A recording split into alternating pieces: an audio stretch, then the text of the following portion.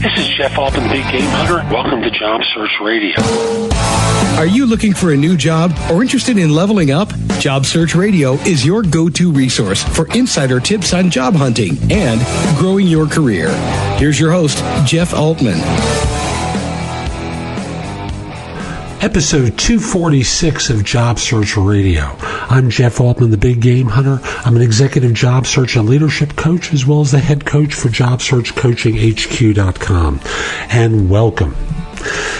Like I mentioned earlier this week, salary negotiation is one of those topics that many people hate to address. And on this show, I come up with a 5-question salary negotiation tactic. Actually, I share it. My friend Ellis Chase showed this in a Forbes article a while back. So I hope you find the show helpful. And if you do, that you give it 5 stars in iTunes or Stitcher. It helps other people find it. And with that, let's get going. Let's talk about negotiating salary. You've got the offer. Everything seems great, but you want to do a little bit more negotiating. Now, here's the first thing you do. If you feel comfortable with what's being proposed, but you're just trying to up it a little bit, here's the idea. You're going to be asking a few questions, but I don't want you doing it right away.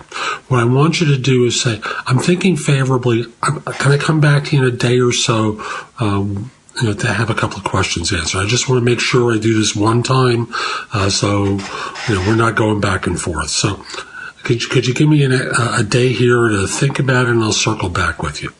Great. So think of it from the hiring manager's perspective.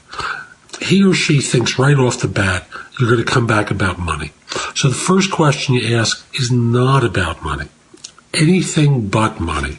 So consider asking about, when do you get into the 401k? When do you get eligible for benefits? Something softball that causes them to relax a little bit and think for a second, this isn't going to be so tough. Then the next question is going to be about reporting relationships. Who are you going to report to? What are they like? If I'm reporting to you, who in turn do you report to? Who do we service? Things along those lines. A second question, that's about the role. Now, the third question is always a big one. Now, you want to go to your most important question third.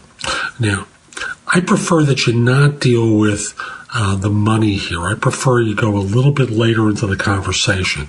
So here you might ask about whatever your critical issue is. So maybe it's, you're going to be taking a trip and it's pre-scheduled and you want them to know about it in advance. Maybe it's bonus eligibility. Whatever it is, cover it third. Then you circle back and you ask them another softball. Do I work with a PC or a Mac here? I didn't happen to notice. I was so intent on our conversations. Isn't that a softball question? Now, for the money question, if what you've been doing is building up to this one, and thus you can turn around and say, I'm really thinking favorably about this. Could you do a touch better on the offer? Now, normally they'll either do one of two things. They'll either increase it by a few dollars, or they'll say, actually, a second thing they'll say is, this really is our top number. And you'll be able to tell by the sincerity of their voice whether that's true or not. So you'll be able to use your acute BS detector to figure out whether or not that's the case. The third thing is they'll say, I'll have to get back to you. Is that a deal breaker for you? You can say no. You can say yes. That's going to be your choice.